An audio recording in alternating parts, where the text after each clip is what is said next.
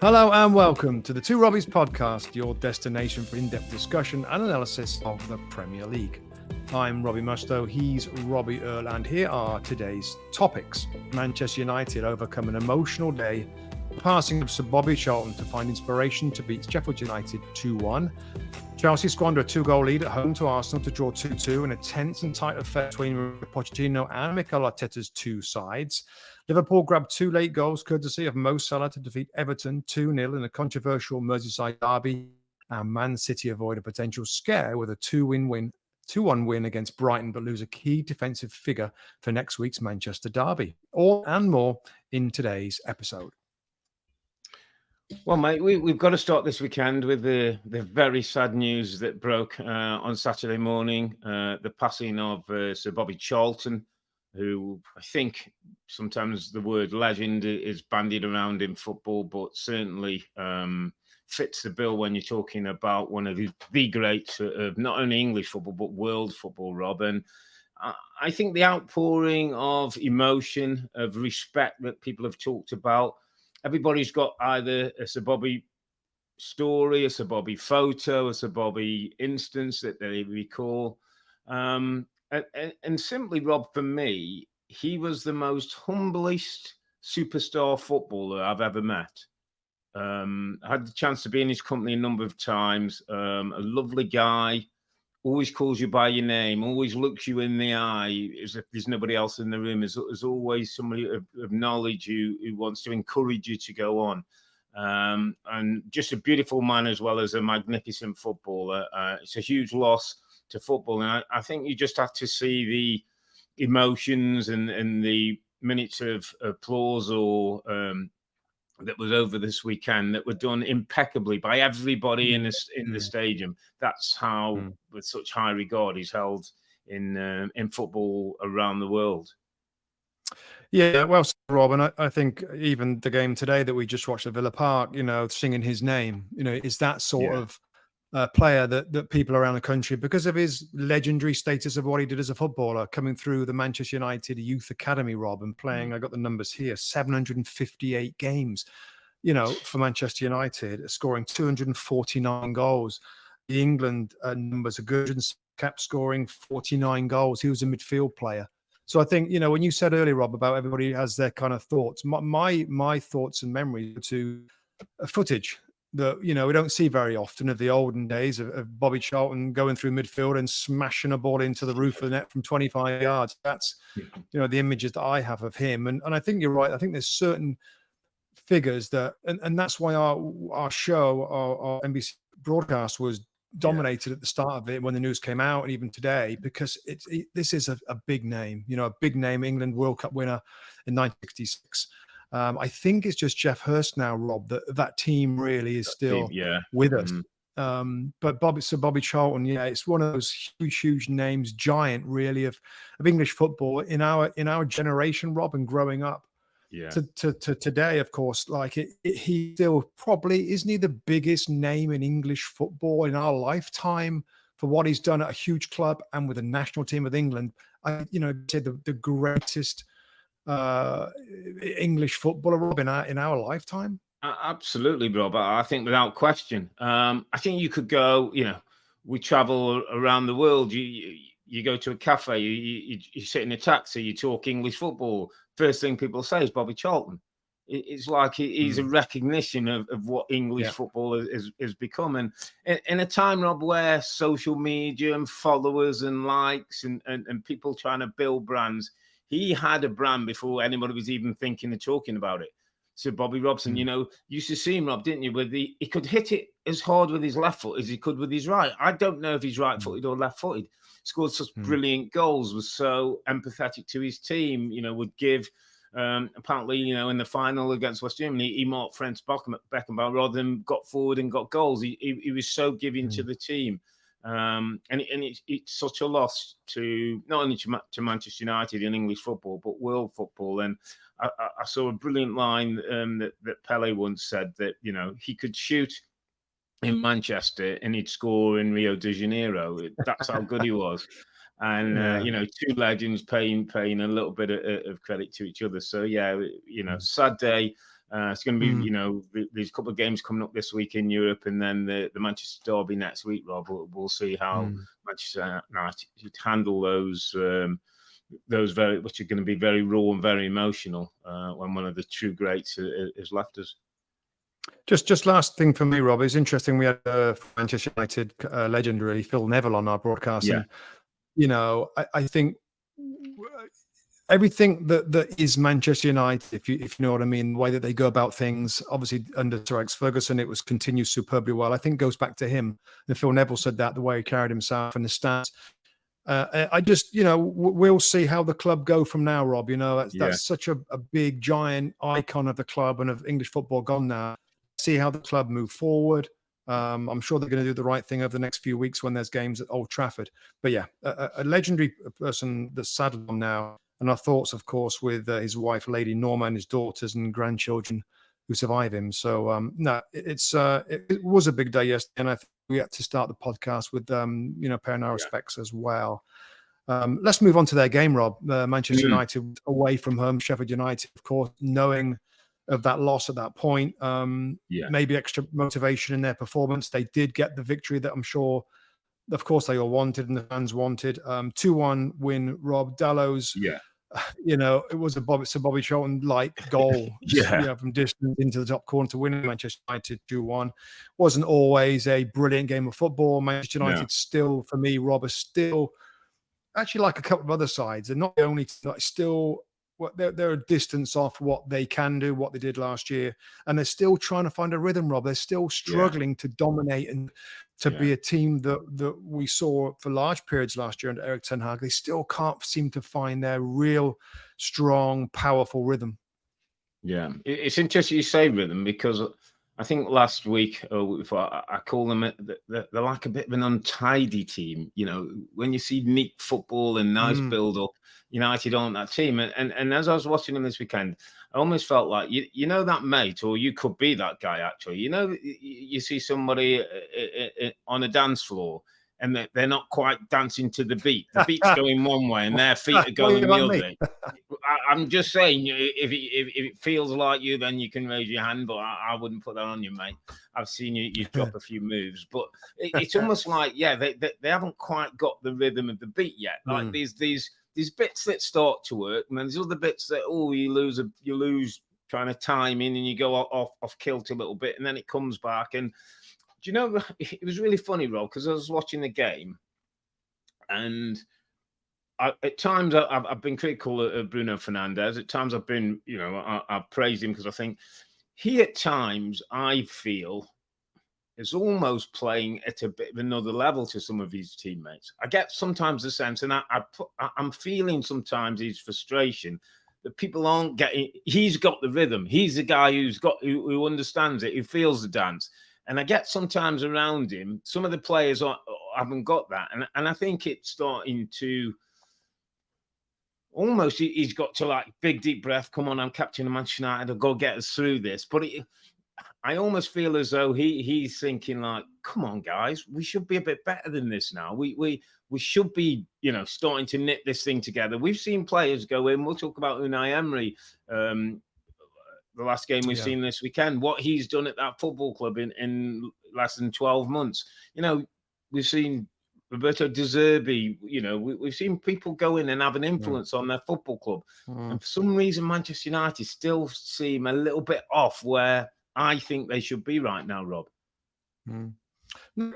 I agree, Rob. And it's, I've rarely criticised Bruno actually, and I know he's not perfect, but he's just one of my favourites in the league. He's just one of my favourites, and I watch him kind of play in different spots, and he's played on the right hand side. He's played as a number 10 in the game for the majority. It was a left sided number 8. He does McTominay and Bruno are allowed to get forward, and McTominay scores of course the first goal after 29 minutes, a little bit against a run of play. So Bruno, but I hear you. I mean, Rasmus Højlund is settling in. So he's somebody, Rob, that I think the fans have to be excited about. Like, just his early movements, and I like what I see from him. Rashford is still struggling a little bit with confidence and with end product.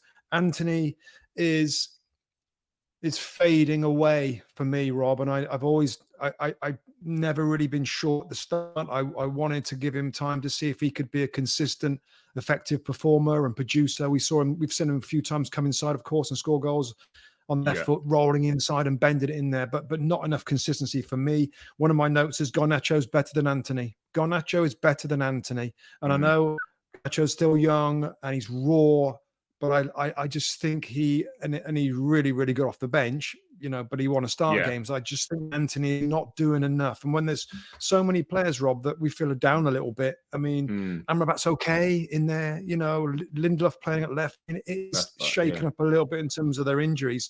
But they're just not. Third in the first half, Rob, I'm thinking this looks like a mid-table team, Manchester United, and they're a little better than that in the league table. In the second half, they were better. Second half is more what you would expect, dominant. When we watch Man United, Rob, of time, you expect to see certain things. You expect to see control, dominance, ability, talent, joined up kind of combination play and stuff. And like you said earlier, they've been clunky and they got the job done. They won the game, Robert, and maybe now that they can kick forward into some run of form because. A club like this and the money that's been spent, and I know that there's some ownership thing, Rob. I don't know if you want to get into what Jim Ratcliffe, if he's allowed to buy 25% of the shares, might do.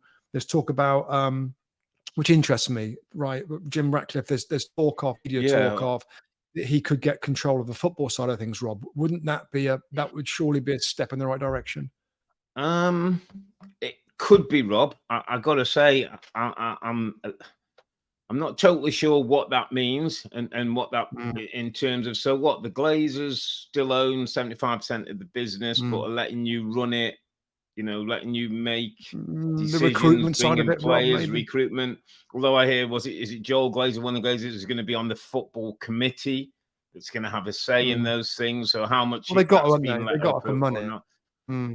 You would think that. So I got to be honest, Rob. As things with Manchester United and certainly just putting the Manchester United sail in its own little bag, I'm not quite sure what that means. I think it's one of those we'd have to wait and see. But listen, it's a change, and hopefully it's a change for the better. It's a change that can, I think, build a better relationship with the manager, that he can start to feel that he's running this club and the club's all united behind him and they can go forward. But it's... as ever, nothing's ever quite easy with Manchester United, and this whole takeover in the Jim Ratcliffe. Now the other offer is fell away. I'm not as confident sounding as you are that it's going to be all roses and we'll move forward and everybody marches on together. I still think that Glazer influence is going to be sort of a shadow over the club. One player, Rob, and I'm going to go to my underappreciated player of the week, who some would say has been under a bit of a shadow for most of this season and part of last season. And I'm going to go to a certain guy, centre-back, Harry Maguire, my friend, who made only his second Premier League start of the season. Started last time out against Brentford in a win there. Going back to Sheffield, where I think the phrase up there is a bit muck and nettles contrast, like we're going to get stuck in and it's not going to be great football. And Manchester United, the great Manchester United are turning up at Bramall Lane. And I just thought that his performance, his influence, his experience, I think his mental strength, having come through and still going through some difficult times where everything he does is under the spotlight. Everything he does comes under criticism.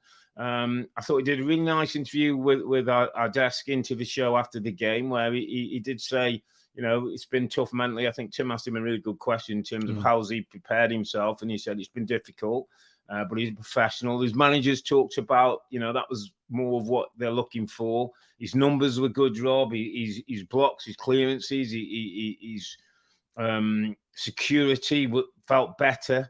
And I just think for a guy who's been maligned, who's been, bullied on social media and put down in such a way, for him to continue to turn up, Rob, continue to take the stick. Life can't be that great at the moment.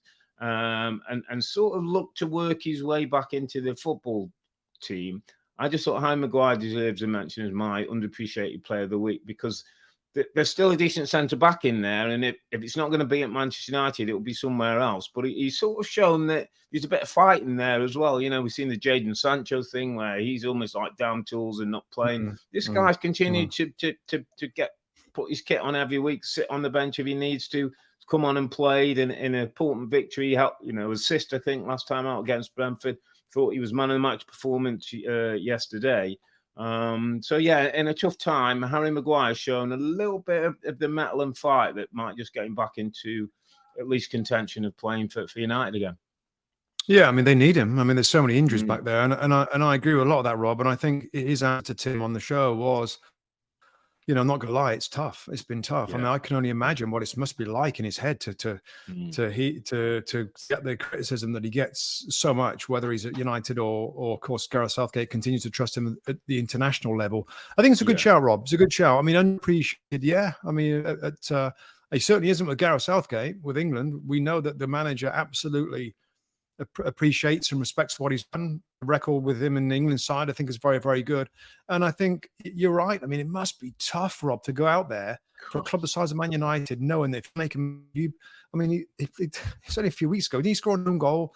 I can remember now. It's like, you reached out and it went in. Yeah, it's like, everybody jumped on it, didn't they?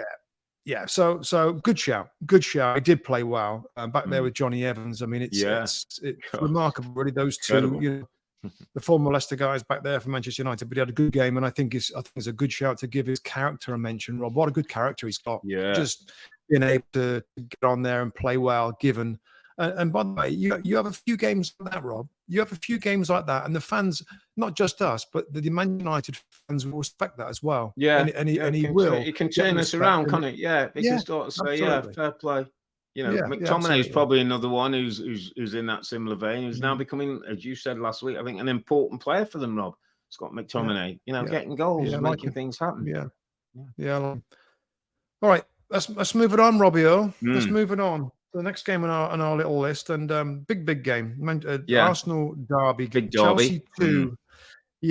Chelsea 2, Arsenal 2. Goals from Cole Palmer. From the penalty spot, of course, it was McCullough with the mishit cross that went over the top of the goalkeeper. Which he said he meant. Apparently, he said he meant. Oh, did he say it? Do me a favour, Madrid, please.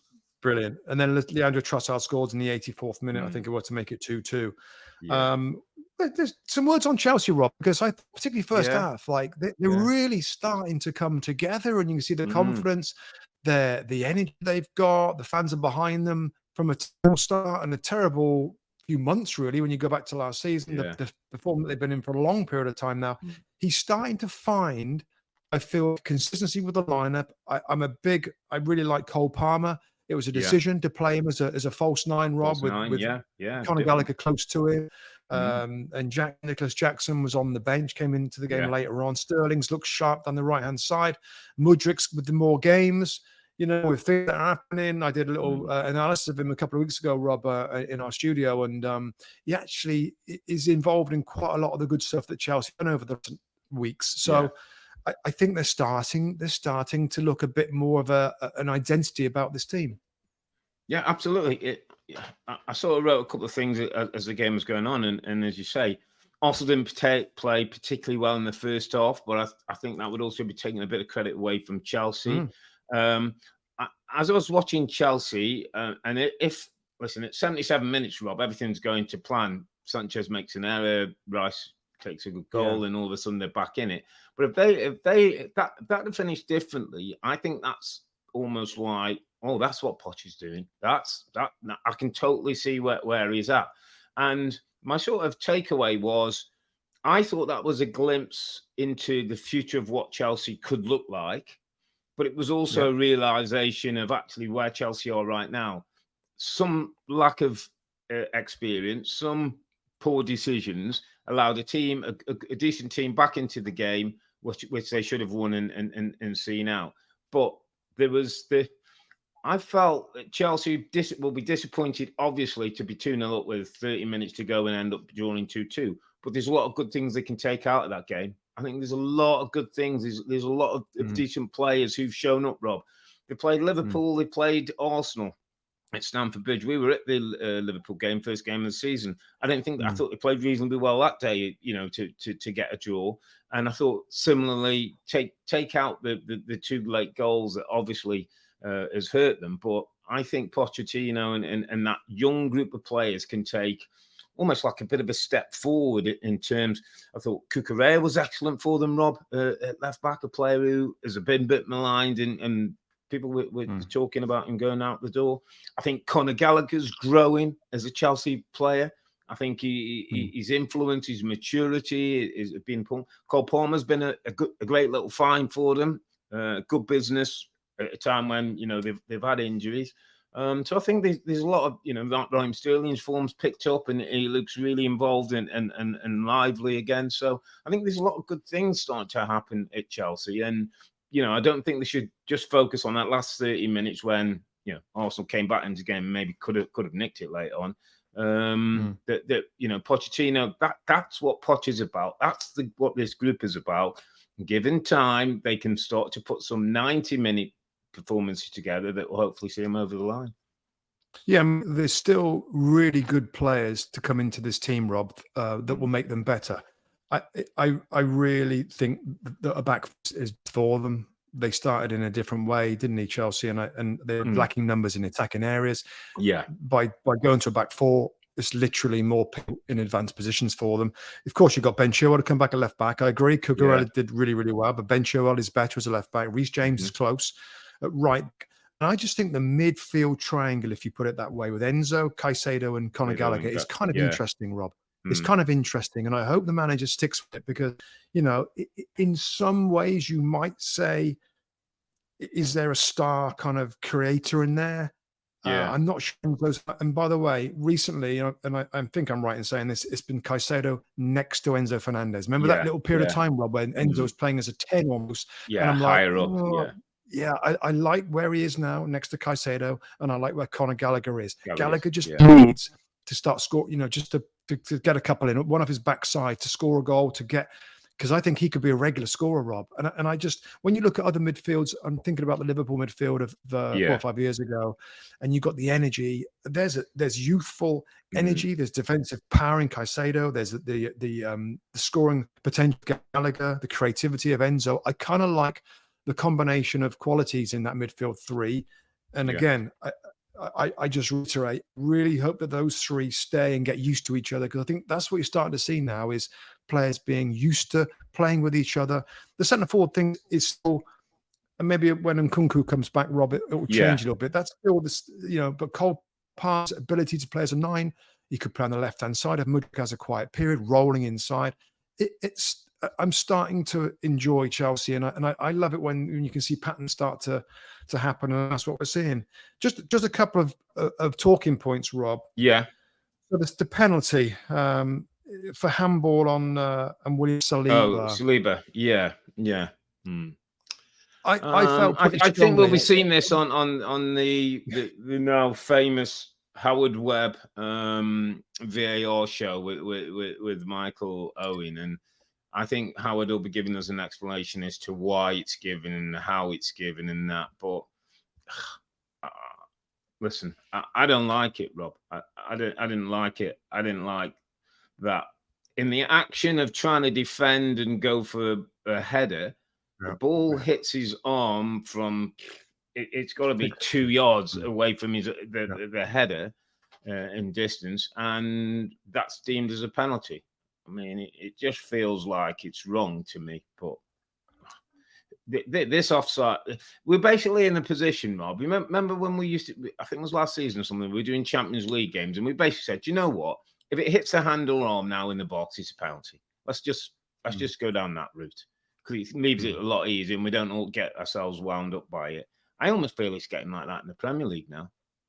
I can't feel so strongly about this one, Rob, again. And what's annoying, right, is when I hear by the letter of the law. By the letter of the law, it wasn't a penalty, because the way it's written now, and it got changed in the last couple of years, is pretty simple. We said this before. I think I said this in the last flipping podcast. Yeah. It's either got to be a deliberate hand to ball, like you're moving, I thought we saw one of them as well, by the way. Somebody got away at the weekend. Or, was it other arms in a position you'd expect in that specific play? And William Saliba is desperately trying to reach forward, and the arms naturally come out. Now, if maybe the officials haven't played football a lot or at a high level, don't understand that players always need leverage, then that's a problem, because that's the law. The law is, do you think that his arms were kind of normal for that action? And I thought they're exactly normal. I did post on social media, Rob, a video because we had good angles. Yeah. Mikhail Mudryk, who heads the ball, doing the same thing. His arms are in the same position. The two arms are in exactly the same position. So if it's okay for the attacker, but it's not okay for the defender, again, Robbie, I can't wait for the Howard Webb show so Howard can give us the little loophole they've got somewhere where there'll be a reason that he can justify that it actually is a penalty. Yeah, they'll think it's. I can't. I wouldn't be able to watch it because if you can't realize what's natural for a footballer. Basically, they're asking now players, jump defenders, without your hand to up. play You've got in to a natural way. Put your hands down. Which means you can't get any leverage, which means you can't jump for the ball, which means you do that 2 or 3 times, you'll be sitting on the subs bench, your manager going, "What are you doing?" Yeah, and also, by the way, Rob, final one on this: players' arms being up is also to protect the heads. So we got it's got to jump. For me and you, Rob, we've got to jump. We're going to bang heads because arms are up to act as buffers. Yeah. These things they're buffers, and the other player does it, you stop the heads banging. So. Yeah, honey, that was a big decision in the game, Rob. Goalkeepers. Good. I'm glad you've gone there because I've got GK's big circle. No, so I don't know if we're going down the similar route, but I thought, well, let's talk about goalkeepers. Raya, goal Frost, has had some good moments. Has had a couple of not so good moments, including one at the weekend. I thought for the first time, Rob looked a little nervy, like it started to get to him a little bit. And I was thinking about goalkeepers because Robert Sanchez at the other end, and we're talking about an ex-Brighton goalkeeper and an ex-Brentford goalkeeper now playing in at another level, really, at bigger clubs where the intensity is right. More so, with Raya and the Ramsdale thing and how that's all played out. And, Raya then tries to get one off his feet that I think it's Cole Palmer who intercepts. And if he scores, we're talking about something very different. There's absolutely no doubt. And I believe some Arsenal fans were shouting for Ramsdale, which adds another layer to it. People are going to question, is it the right decision? Does he stay in? When do they swap him in and out? But it's also, Rob, it made me think about when you sign for a Premier League club at any level, it's, there's a gamble. You go in, you've got to prove yourself.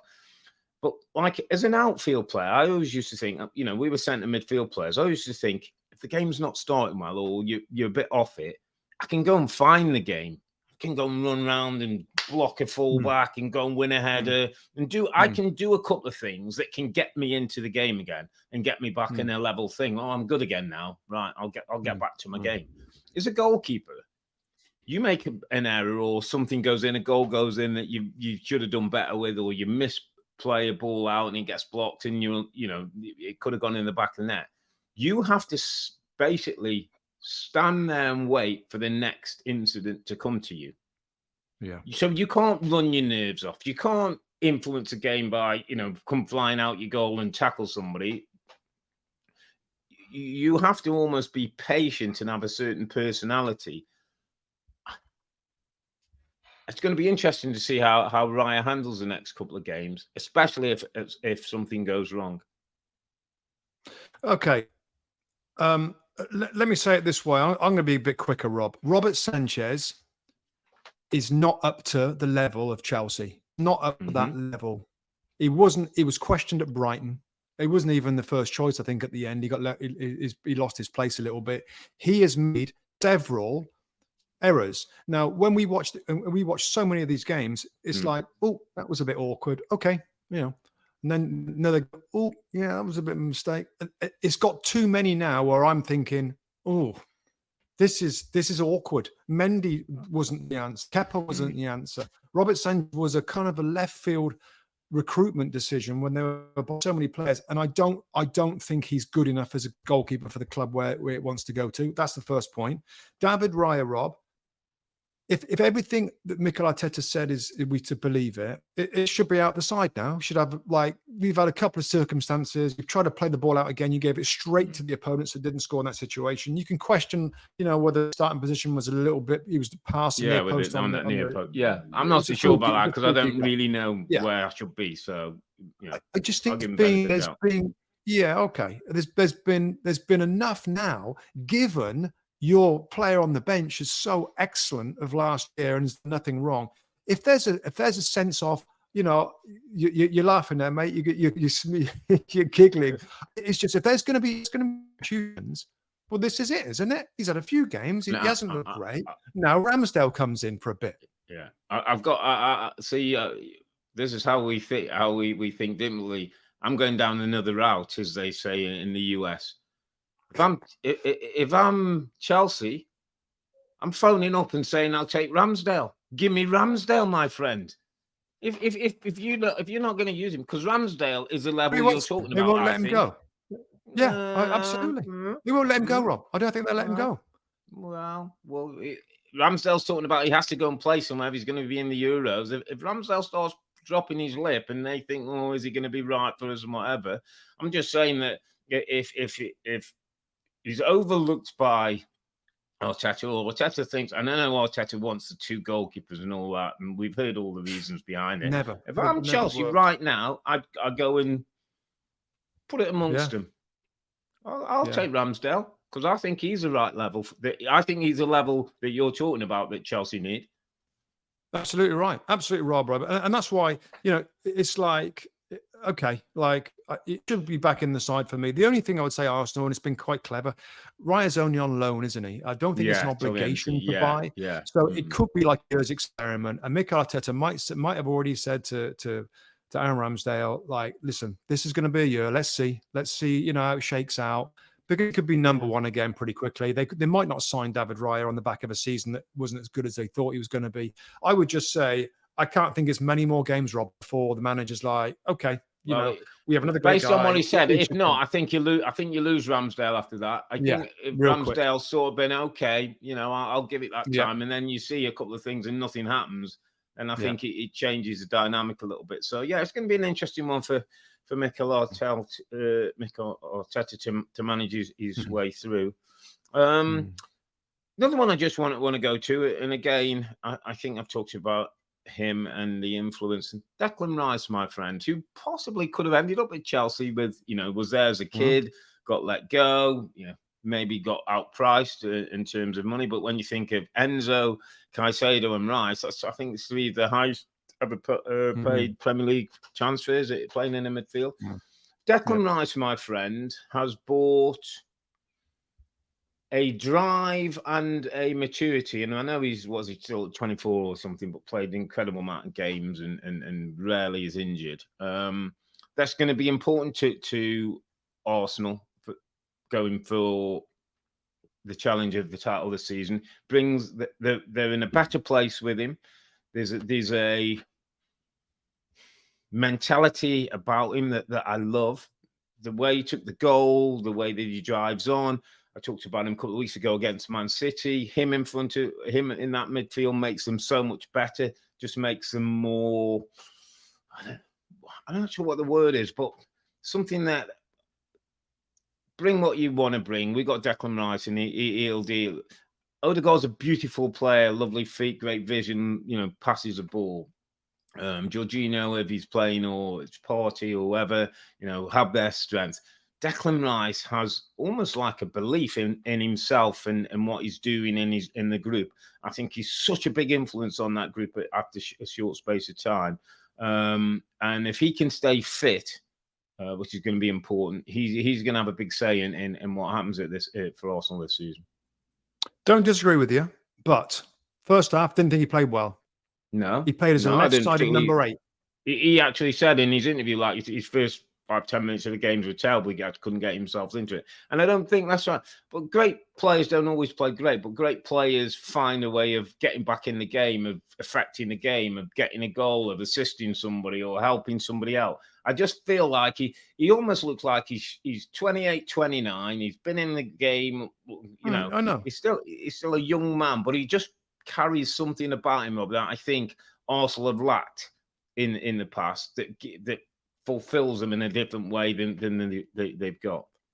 Yeah, I agree with that. I totally agree with that. And that's why we both agree it's a brilliant signing. It's a lot of money, but my point is, Rob, it's still that midfield 3 for Arsenal. It still isn't right. It isn't right. No, the balance isn't right. No. The balance isn't right. Kai Havertz was meant to be the player to play the left side number 8. Correct. And he hasn't worked out. So now Declan Rice, who's so good at different roles in midfield, he can do that. And he's been playing that. But then you've got Jorginho holding, which isn't the answer. Odegaard, I thought, was a little quiet. So where I kind of like the Chelsea midfield 3 right now, the Arsenal 3, and it was Jorginho, Odegaard, and Rice. It still don't quite feel right. Now, it might be Thomas Partey that comes to play the holding player where Jorginho is, and Rice is on that left-hand side. I still love so much, though, Declan Rice's ability to defend from a central number 6 position, centrally protecting more than being sometimes up the field, out the game defensively, because and now he can do that. Anyway, we go on a bit. Like, my point is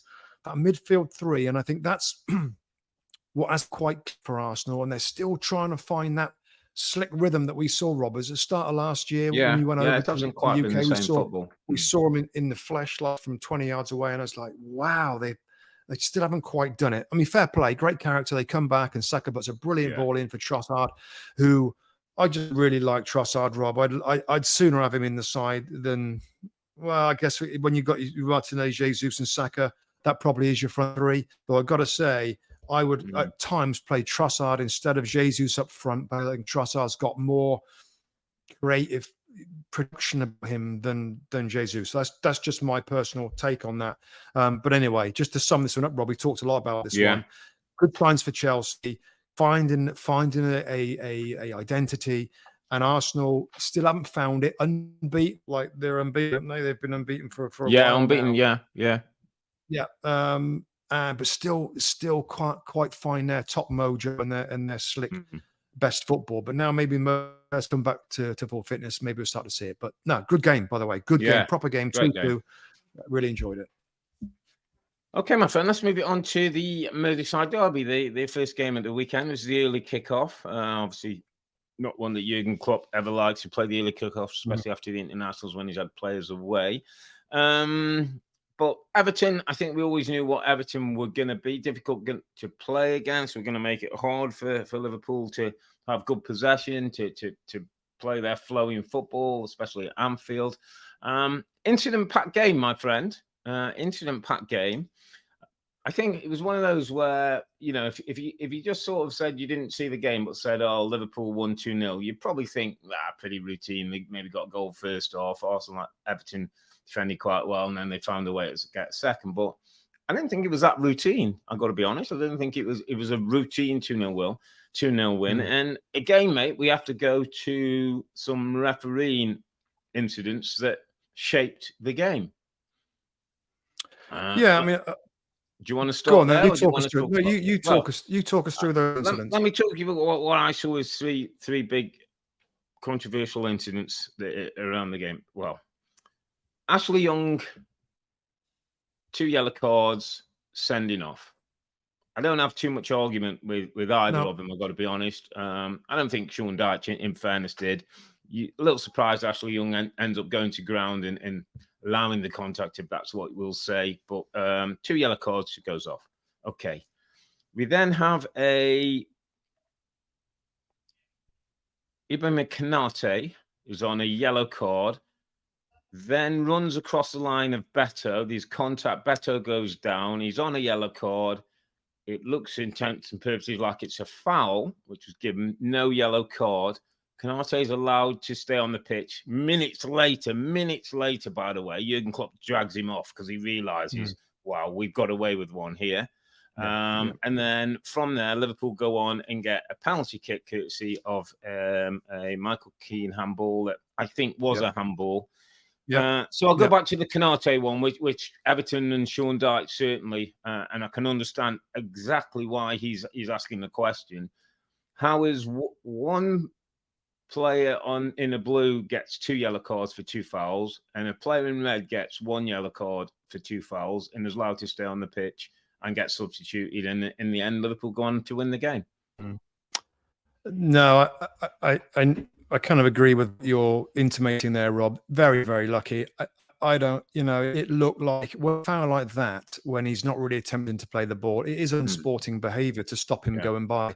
Now, some might argue, and I can't remember who's commentary now, it wasn't a lot of contact, but I think when you saw from the reverse angle, is it Jim? When you look at it, it's like he's just done enough to foul him. To stop him, on a potential breakaway, which is, the laws sort of say, if there's a transition or a potential attack, if you stop that deliberately, then it's a yellow card. I thought he was very, very lucky, Rob. Very, very lucky. And on the same point, really, Rob. And again, I have no problem with the Ashley Youngs. It seems now, mate, that the yellow cards are so easy to get. And I know that they've clamped down on kicking the ball away or surrounding referees. It just seems that the difference between a foul and a yellow card is hardly anything. Anything. And then players get on 1 yellow card, there's another foul, and then people are like, well, that was just like the other one. I'm seeing every game pretty much, Rob, where I'm like, who's going to get sent off for 2 yellows? I think we've seen, again, I don't know what the data and the numbers are on this. It's just, I'm not a fan of the foul. Seemingly every foul is almost a yellow card, and you're going to get 2 of them in a game. And there's so many players that are sent out. They have a game suspension based on tiny mistiming tackles. Gosh, there's been so many, Rob. And I just thought this weekend, 2 things I thought, Rob. I thought, well, 3 things. The handball stuff, again, continued to be difficult to read. The escalation in yellow cards. And also, Rob, again, and I apologize for going on about this a little bit for VAR. I feel like every challenge in the game, the referee's like that. Hold on, checking that, checking for this, checking for outside the box, checking for potential red card, checking for a handball. And where the commentator's like, what was that? It's like that. Please use VAR less. It's only there for howling, awful, stand up off your couch errors that everybody sees. And yet it seems to be used, Rob, in a refereeing sense more than I've ever seen it done before since its introduction 4 or 5 years ago now, where it's like the referees are so scared. I think it's like, stop, let's just check that. Let's just don't re-referee it. Please referee the game, and it's there to stop any terrible errors. And that's all I'm going to say about blimmin' referee and VR for this podcast, Rob. But I just feel there's a couple of things.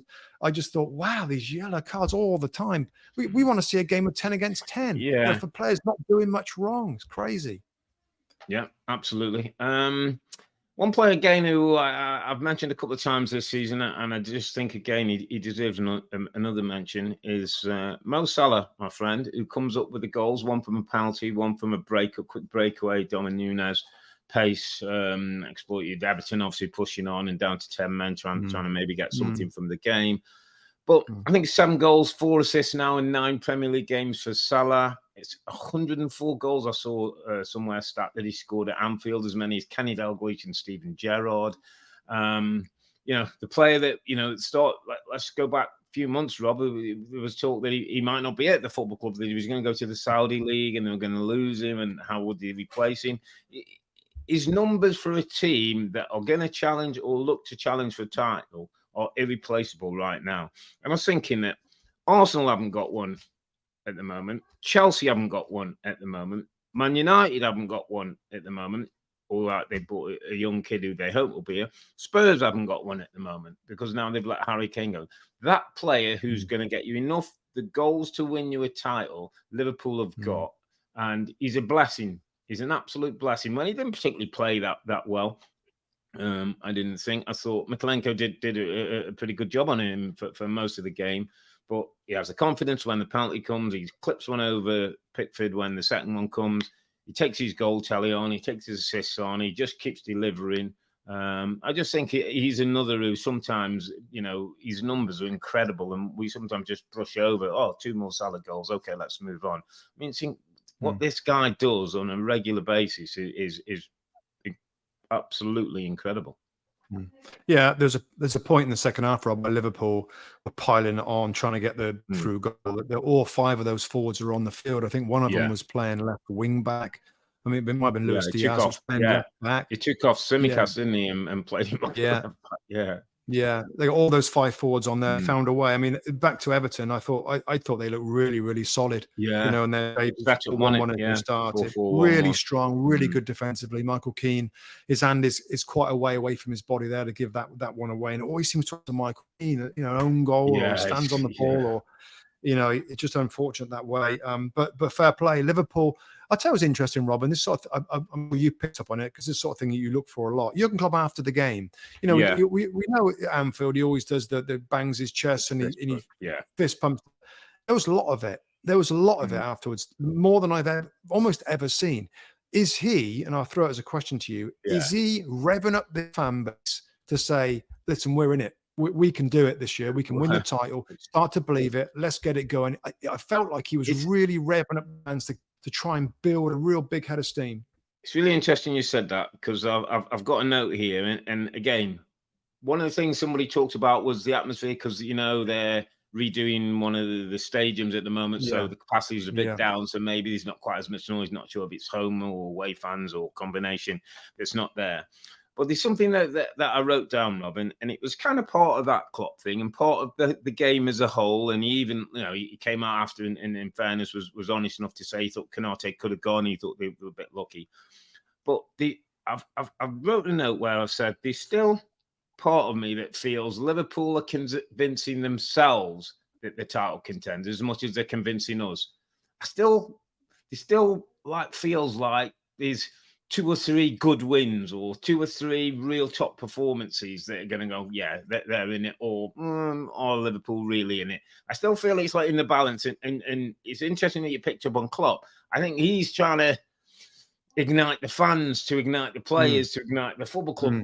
When they were chasing City, you felt it, didn't you? We went to the training ground and you felt that they were, they felt that they were going to win the title. The year they did it, I remember we saw them in pre-season, and Jordan Henderson was like, I couldn't believe how positive he was. And we're going for it this year.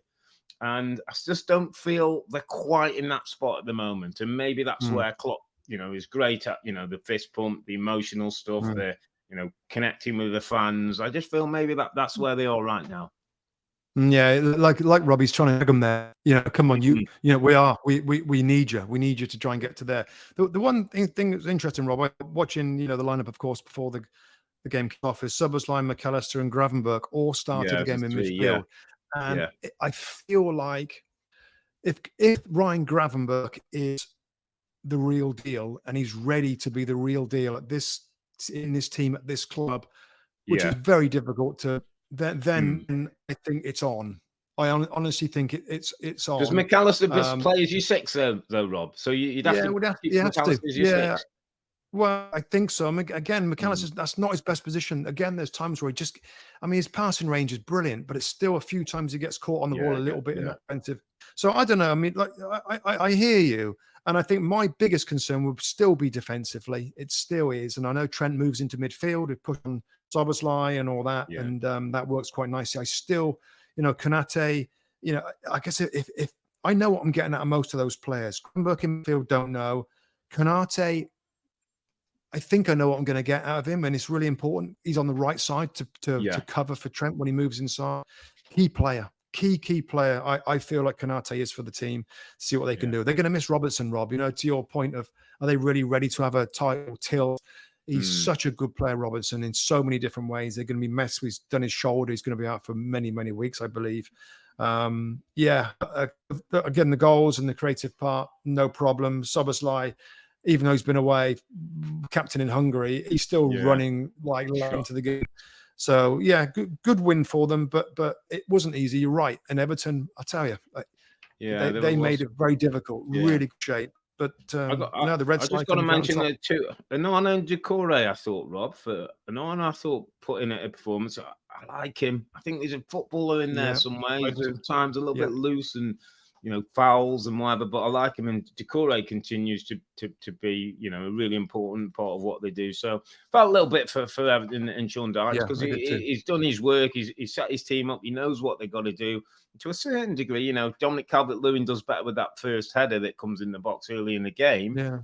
It might look a bit. And they get the red card, Rob. And another game they get the red card. And against the red card, and then all of a sudden with 10v10, and it looks and maybe feels very different. But Liverpool got the win, and they got a bit of luck. Maybe they didn't get it at Tottenham recently. Get the 2 points and keep them up there with the rest of the front runners. Okay, let's move it to a team who moved to the top of the table with a 2-1 win against Brighton. Playing against Brighton's never a particularly easy game anymore with De Zerbi and his setup. And it's interesting, Rob, before in his pre-match press conference before the game, Pep had even talked about De Zerbi being the next Man City manager. We know with Pep, he likes throwing out all the compliments and then beating you, just to prove a point. But I have to say, I was keeping an eye on this game, doing one or two things, but it almost looked to me as though City were a little bit back to the City we've expected over the last few years. Good football, plenty of chances, getting to those areas that behind the back line and causing problems, pulling the ball back, and a threat going forward with the front players. Yeah, I just thought they were at it. Just high energy, just really, really sharp from the beginning. Totally dominated the first half, and when they go 2-0 up, Rob, Alvarez and Haaland scored goals. I'm thinking, wow, this could be another bit of a tonking for Brighton. The second half, Brighton do what they do, and the manager does what he does, and he's so all out attacking football. I'm still finding it fascinating to see how he goes. Other teams that took down after 20 minutes, Rob, away at Man City, are fearing the worst. In this game, Man City are almost holding on at the end to get the 3 points, because Brighton find a way to get back in, and they keep trying to play their way, and they seem to get opportunities. I mean, playing Solly Marsh at left back, it looks like he's got a bad injury, by the way, which is a real blow for a player that's in the form of his career. Playing him at left back, and then he's got attacking players throughout midfield and up front. He absolutely goes for it, De Zerbi, wherever he is. And even when he goes 2-0 down, Rob, there's no sense of being pragmatic at all. There's not a pragmatic bone in his body. It's all about, we'll find a way, we'll get our passing going. And they did. In the second half, they get the goal. Ansu Fati scores, and then City, Pep's making defensive substitutions. 2 defenders come on late, I think it was. And Brighton worried them right to the end. So I thought it was a game where both teams in some ways come out with credit. I mean, I still find it difficult to predict the Brighton lineup. And God, there's some good players on the bench. And why? Well, we had Welbeck, and Welbeck got injured, didn't he, early? And Ferguson had to come on 40 minutes into the game, which, affects things as well, because obviously they're a different profile. But he's going to play his football, he's going to play his way, and that's why every now and then we see a bit of a freak result against Brighton, because maybe when it doesn't work, it all doesn't work one day. But he moves on. He has his confidence in what he does and how he does it. And he's not one of them managers who's ever going to ask him to play long and don't take touches in there. He's going to believe in what he does. And I think because of that, the players believe. And it could have been, you wouldn't have been that surprised if Brighton had found a way to get a 2-2 draw. One player who caught my eye, Rob, who, it's kind of unfair that City is so good and then this guy's come in, and the biggest credit I can give him is he's almost bought another option. It's Jeremy Doku, left-hand side. Now, I know he was playing against James Milner, who's maybe coming towards the end of his career. He struggled, certainly in a right-back role with somebody as raw pace, skill, and ability as Doku. But he reminds me a little bit of what Sane gave him when he first came to the club, Rob. That ability with his pace to run in and out, but can get to that byline and cut balls back. And we know with City, if and when they get there, there's going to be good options in the box, quality players in the box who can one touch, who can manipulate the ball, who can bend it in if it comes across. And I just thought certainly the first 45 minutes, I thought he was outstanding. He's going to be a real asset to City, and a real threat to Grealish, who's a different type and maybe in a different game brings a different quality. But just his raw pace and that ability to go in on his right or outside on his left, with a forward line that's got Alvarez and Højlund and De Bruyne to come and Silva and all the rest, Foden, is a bit frightening, to be honest. I mean, it's kind of interesting, Rob. Jack Grealish, like who was one of Pep's first picks last season, left hand side. He's out right now, and I don't know whether I'm jumping the mark a little bit here, or overstepping the mark a little bit. Wonder if his attitude hasn't quite been to Pep's liking, Rob. Since the treble and that. Yeah, I mean, the big celebrations and stuff. I tend to sense that Pep doesn't mind him being Jack the lad, if you use a pun, that he likes a bit of personality and character. As long as you're doing your work, as long as maybe he's not doing the work there, Rob. Maybe that might be affecting his work and training. Pep's all about training. How his players train, that is how he picks his team. And at the moment, Doku, as you said, is a great threat on the left-hand side. You got Foden playing on the right side, the other. Alvarez and Silva playing in those 8 positions. I mean, there's a lot of football though as well, Rob. They play young boys, don't they, this week in the Champions League? You know, it's whether he might drop him straight back into that one, and you know, obviously they got the Manchester derby coming up next weekend. So with one thought on that, there's probably plenty of football and whatever. But it is interesting. You know, he was the darling, wasn't he, Jack, to the end of last season, and as they won. And I think it's very much Pep as well, that, you know, you've got to earn the right, haven't you? You talk about Calvin Phillips now, I think is getting the reckoning that this ain't for him at the moment. This ain't going to look like he's going to get a place and might have to move on. Interesting that with both Rodri back, but John Stones back as well, mate. John Stones, I was watching the game. Sometimes he ends up at left wing or centre forward, I mean, it's incredible that the kind of change in the freedom with which Pep and the respect that Pep gives him now in terms of playing and overloading in areas where, you know, we've normally seen him just sitting at the back and making sure things are tight. It's probably my favourite City position, Rob, because this is when Stones plays centre back and in midfield. So, you know, when the fullbacks go in there, they call it the inverted fullback. I'm not sure whether there's a name yet for an inverted centre back or what. I don't know what the trendy name is yet, but he goes into midfield from centre back, and we've seen that from City. We've seen Akanji do that before, and I kind of like it. It's kind of simpler from centre back. They have the build up play, and he goes into midfield, and then you've got a back three of Walker. It was Akanji and Gvardiol that I like. I mean, 3 proper defenders, and there's others to come in there. Ruben Diaz is to come in there. So I like my favourite version of City when they bring a defender into midfield is from centre back, whether it's Akanji or Stones. Just on Akanji, Rob, another 2 yellow card, red card. It's going to hurt them. He's out for the next game. They get a 1-game suspension against Manchester United next weekend. So that's a blow for them. Other than that, I thought City were good value in an awkward second half where you might expect to be to cruise control. They were not, because Brighton have got the way of playing. They'll keep going. They'll try and find a way with their football. So it was a good win for them, Rob, given they lost the last 2 Premier League games, Man City. So good victory. And I thought back to kind of a hungry, fast-paced and pretty attack-minded team. And Haaland's goal with sheer power with his left foot. Really, 9 really and good. 9 in it. Yeah, I mean, I thought there was a bit of frustration and everything in that. Yeah. He got it, wasn't it? Yeah. It was like bang.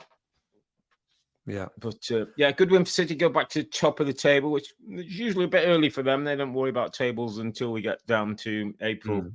March, April, and May time, but good win for City ahead of next week's big derby at Old Trafford.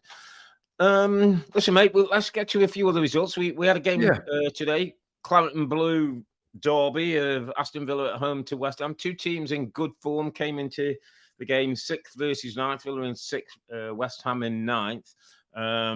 But I think we've appreciated both these managers, both these teams in terms of what they've done. West Ham winning the Conference League trophy last season and having a decent start to the league. Unai Emery just continuing to go strength to strength, even though they're in European competition this time around as well.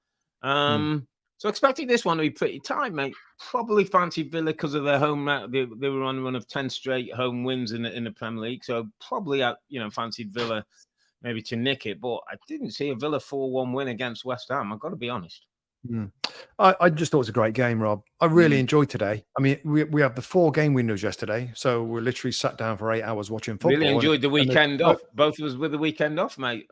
That was Well, a kind first, of I think. off, Well, kind off, of off, but but yeah, still not in sat watching studio. them. Not Not in in studio, studio. not in studio. In Yeah. sofa, So, not in studio. but there's so many games, wasn't it? And there's so Yeah, many notes. And like, I enjoyed getting up this morning and like yeah. one game to focus on. And I really enjoy, particularly Villa at the moment. Really enjoy what Unai Emery's doing to the team, the way that they play, the way that they Brilliant. build up. You know me, Rob. I love something that's a Yeah. bit different, and they continue to do something different in midfield where they get between the lines as good as any team in the league. Maybe the best of those McGinn and Zaniolo are Yeah. getting in the whole. The way that there's some subtle interchanges position. You've got the Centre midfield forwards player. going some to Diaby. Diaby's very clever Yeah. at going in there at times. Well, yeah, it was swapped sometimes with John McGinn. There's McGinn, another midfield. There's a midfield kind of interchange that goes on. So they've got like 2 or 3 bits in the team where players that moves, change positions, Yeah. and it just frees them up a little bit, and it gets their football going really, really well. And I enjoyed West as well. I thought they were super. I mean, we had Lee Dixon commenting on the game, and I agreed where they got into their position really strong, great shape. You got Ward-Prowse doing really good work, Rob, offensively as well now in that area. With the other guy Alvarez, the new signing, the 2 new signings in midfield, I just thought it was a really good game of football. And Aston Villa at Villa Park, you know, if right now, if I could go to a game, Rob, in the Premier League, I think I want to go to Villa Park. I think I just want to go there, sit there and watch a team and a club that have been desperate for something, a real good side for a long period of time now. I just like the way that they play. I do. And what a job he's done. There were some numbers, Rob. I think this time last year, there were 3 points, and Steven Gerrard, 3 points away from the relegation zone with what they've done right now. Best league start for 25 years. They're up to 5th in the league table, Rob. And when we saw them the first weekend of the season, they got smashed, didn't they, at St James's Park? Didn't they? They still got a high line. They still play with that high line, but when they put the pressure on correctly in there, that's not a problem. So I really enjoyed the game. There's no Mings, there's no Buendia. 2 players who probably in the starting 11. And people are moaning at other teams moan about who haven't been there. I think I saw a similar start, Rob, since he's taken over Unai Emery, which was about November the 5th. So we're coming up to virtually a calendar year. Only Man City, Arsenal, Liverpool have got more points than Aston Villa in that period. I mean, that shows over a period of time, mate, that the work's been done and it's been shown. And I wrote a couple of notes just on a couple of players. Like I know Douglas Luiz is one of your favourites. I think he scored in 6 straight Premier League games now at Villa Park. Home games, At home games. And it's just an example of seeing a player playing at his potential. Because often you see some players who, or some teams, Man United, we could say, have got good players, but they're not playing near their potential. He's got a number of players. You talk of Luiz, Watkins, who we'll talk about, with goals in his assists, and he's running it in behind, his understanding. He's growing under the coach. And there's another guy, Rob, I wanted to mention, actually, who just caught my eye today, and I kept seeing him. And he's not one of them who probably gets the headlines. He's not one of them who's the commentators talk about that much, but Boubacar Kamara. Yeah, good player. Good player, my friend. More important player than people think in that team. I know Luiz gets the headlines. He's probably better on the eye, technically maybe a bit stronger, and gets forward and gets goal. But the other fella, technically smart, mate. Reads the opposition well. He's a lovely footballer. Got nice balance. Left foot, right foot. He's 23 years of age. French international. Stevie G bought him in, and he got injured, didn't he? I think when he first came in the football club and was out for a little while. Stevie G, things didn't go that well for him. That's something he gave him a little bit of a gift in this young man, because I think he's a proper player in there, mate. And he doesn't really get the credit. We talk about the front guys and Watkins and Diaby, and talk about the Concerts and the Cashes, and he's one of them who doesn't really get a mention. But I thought he was excellent today. His passing, his continuity, his understanding of his position, if when they do move or they make transitions. I just thought he was one of those that is just another sneaky good under Unai Emery developing his game. Great shout. I don't know whether we've had him as an underappreciated performer, Rob, but he's that type. So it's a great pick out. I think Douglas Luiz, we might have mentioned him last year. Yeah, we've mentioned, he's better than what people think. I think Boubacar Kamara is a great shout because I think there was some real publicity about him over the last few weeks, Rob, about how good a player he is. And he's 3. I think Douglas Luiz is 25. You had McGinn, Zaniolo's been pretty good, pretty clever the way he comes inside. It's just a good story. And I thought, final shout on this game, Rob. The bench. Yuri Tillemans comes on, makes an assist for Leon Bailey. So they've got good options off the bench, apart from the ones that there's a left back as well. I can't think of his name now. The Villa left back that was bought in by the current regime. Oh, Moreno. That's Moreno. He's close to coming back to fitness as well. So you've got a manager. You've got that Monchi, the new director of football, who's worked with Unai Emery before. Of course, to great success at Sevilla. It's got to be a pretty fun time to be an Aston Villa supporter right now. And fair play again. It's been tilted to Villa, but again, final point from me on West Ham. I like what they're doing as well. And I just thought Antonio was a little disappointed up front for them. Yeah, he played in for Jamaica, didn't he? I think in tournament this week. So I think he's had a bit of travelling and been away. Not that I'm giving him an excuse, but sometimes obviously those are the things. And then both these teams go in Europe, Rob, as well midweek now. So that's the other test. Villa away at Alkmaar, and West Ham. I think it's away at Olympiacos. So, challenging, and then got to get back to weekends. So after international breaks that maybe in the past, not all the players have gone, everybody virtually is leaving the training ground. You get them back maybe on a Friday, do a little bit of work, and then you got to get ready to go again. Right, mate, let's just wrap up the podcast now. Just anything that kind of any other business, really, I suppose, if you like. I'll run down a few of the results, Rob. We've got Newcastle, Crystal Palace 0. Newcastle absolutely flying at the moment. Goals from different parts of the side. Important goals, I guess, for Wilson, Anthony Gordon. Bournemouth 1, Wolves 2. And this is where my little underappreciated performer is going to pop into our show, mate. And it's Gary O'Neill. Gary O'Neill, underappreciated massively at Bournemouth Football Club last year for the job that he did to keep them into the Premier League comfortably at the end of it. I literally spat my tea out on the morning in the summer when I heard that he'd been fired for Bournemouth. And then he jumps over to Wolverhampton Wanderers. He goes to his old place and wins 2-1. They're comfortably out of the relegation zone. We thought, I think I tipped them to go down, actually, Rob, given the turmoil of the manager Lopetegui leaving the club and financial fair play issues. What a job he's done at Wolverhampton Wanderers, and really absolutely underappreciated at Bournemouth. Now, things might change, and Earle might when things are at Bournemouth, but at the moment they're in the bottom 3, looking like they can't find a way to score or to stop goals going in. And Gary O'Neill is proven himself to be a smart, really, I like the way we spoke to him pitch side at Old Trafford. I like him. I like his football teams. I like the way his teams seem very motivated, organised, and what a job he's doing at Wolves. So Gary O'Neill is by far and away my most outstanding, underappreciated performer from this weekend. It's a great shout, mate. And if you remember, our last game of the season when we were at Goodison Park with Everton, it was Everton v Bournemouth. And remember, we were sitting behind him and we're close up. And I was impressed, Rob, with the way he just dealt with everything. His subs, his staff, he was, and on the day, Everton won and stayed up and whatever. And the last thing you're thinking that he's not going to be in charge of the football club. In between that, we meet him first day of the season at Wolves. His Wolves team played brilliant football, outplayed Manchester United and should have got something from the game, end up losing 1-0. United getting the victory that day. But you're right, it's a really good shout. And I think he's somebody his stock's rising. I think you're getting to the stage where I saw Dean Smith was at the game at Villa today, and I'm starting to think to myself, Gary O'Neill will probably get a shot at a job before Dean Smith now, a Premier League job.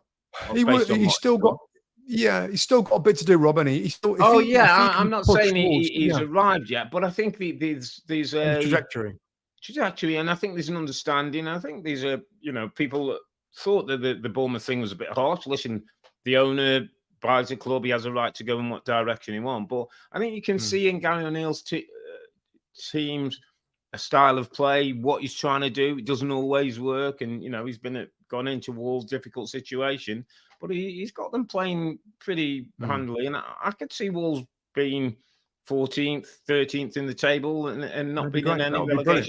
That'd be really good. Yeah, that'd be really, really good. That'd be really, really good. last couple of Nottingham Forest 2, Luton Town 2, Brentford off, weren't they, 3, Forest? Burnley 0. So, but Brentford's found some form, and they forwards without Ivan Toney, and Bournemouth scored, and Worcester scored as well. A great goal from Mbeumo, wasn't it? The shot from distance bending in, into lovely, the top corner. So Brentford maybe found a form, good moment in time. So that wraps up a very enjoyable, as ever, Premier League weekend. Yeah. On a weekend when we lost Sir Bobby Charlton, a legend of English football, it was a day when Manchester United just had to win at Bramall Lane to mark the passing of the great man. We'll be back next week, which is match week 10. That includes the little match of the Manchester Derby at Old Trafford, where United host Manchester City. That's on Sunday. But for now, I'm Earle, he's Mustoe, together with the two Robbies. Thanks for watching and listening. Be safe, stay healthy. It's a good night from me. And it's good night from him. Good night.